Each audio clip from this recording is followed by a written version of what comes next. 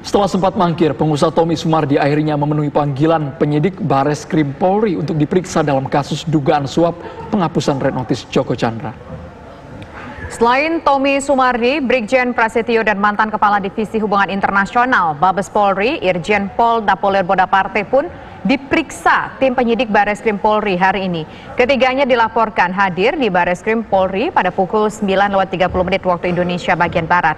Pemeriksaan kepada 3 orang tersangka tersebut dilakukan atas kasus penghapusan red notice terpidana Joko Chandra. Tommy Sumardi diduga memberikan suap sebesar $20.000 Amerika Serikat. Suap tersebut untuk menghapus nama Joko Chandra dari daftar red notice Interpol Indonesia.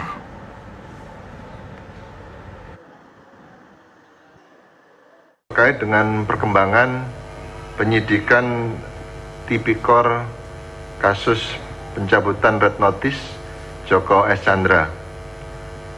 Bahwasannya pagi ini pada pukul 09.30 WIB, saudara tersangka TS telah menepati janji hadir di Bareskrim Polri bersama pengacaranya, dan sekarang yang bersangkutan sedang diperiksa oleh penyidik sebagai tersangka. Kemudian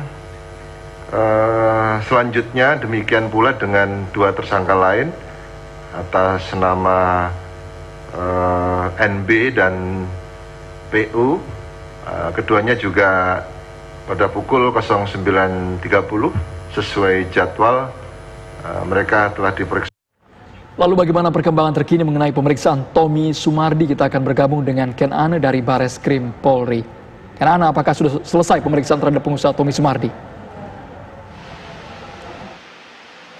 Ya, selamat sore Andrew, Tisa, dan pemirsa. Hingga sore hari ini, kalau berdasarkan pantauan kami di Bareskrim Polri sendiri dan juga keterangan pers yang disampaikan oleh Karopenmas Divhumas Polri, Brigjen Pol Awi Setiono ini menyampaikan bahwa pemeriksaan terhadap 3 orang tersangka yang terlibat dalam penghapusan red notice Interpol dari terpidana kasus korupsi hak tagih Bank Bali Joko Chandra, yaitu Tommy Sumardi, kemudian Brigjen Pol Prasetyo Utomo, dan juga mantan Kepala Divisi Hubungan Internasional Mabes Polri, Irjen Pol Napoleon Bonaparte, ini masih terus berlangsung hingga saat ini. Kami awak media masih menunggu keterangan yang akan disampaikan oleh pihak Bareskrim Polri mengenai bagaimana kemudian jalannya proses pemeriksaan dari tim penyidik Bareskrim Polri terhadap 3 orang tersangka tersebut.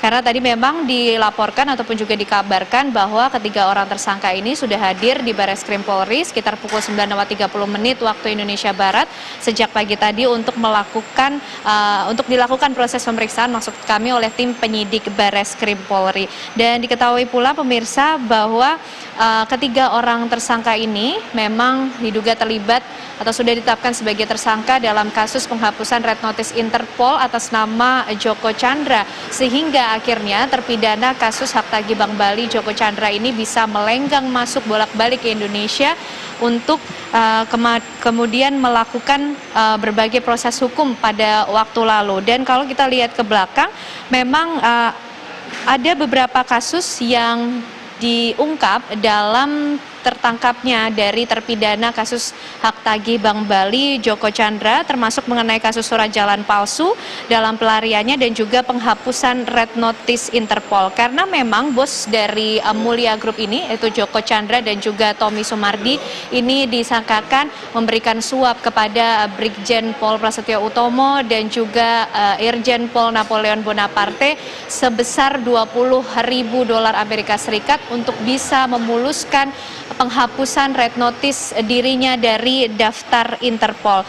Dan Brigjen Prasetyo Utomo sendiri telah dicopot dari jabatannya sebagai Kepala Biro Koordinasi dan Pengawasan PPNS Bareskrim Polri untuk keperluan pemeriksaan lanjutan dalam kasus ini. Brigjen Pol Prasetyo Utomo sendiri disangkakan pasal 263 ayat 1 dan 2 KUHP Jungto pasal 55 ayat 1 ke 1 KUHP, pasal 426 KUHP dan atau pasal 221 ayat 1 dan 2 KUHP dengan ancaman hukuman maksimal 6 tahun penjara.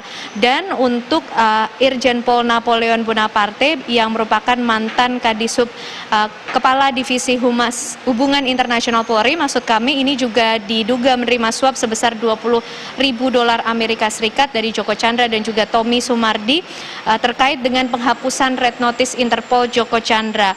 Dan dalam kasus ini juga Irjen Napoleon Bonaparte selaku tersangka penerima suap dikenakan pasal 5 ayat 2, lalu pasal 11 dan 12 huruf A dan B Undang-Undang Nomor 20 Tahun 2002 tentang Tipikor dan pasal 55 KUHP dengan ancaman hukuman 5 tahun penjara.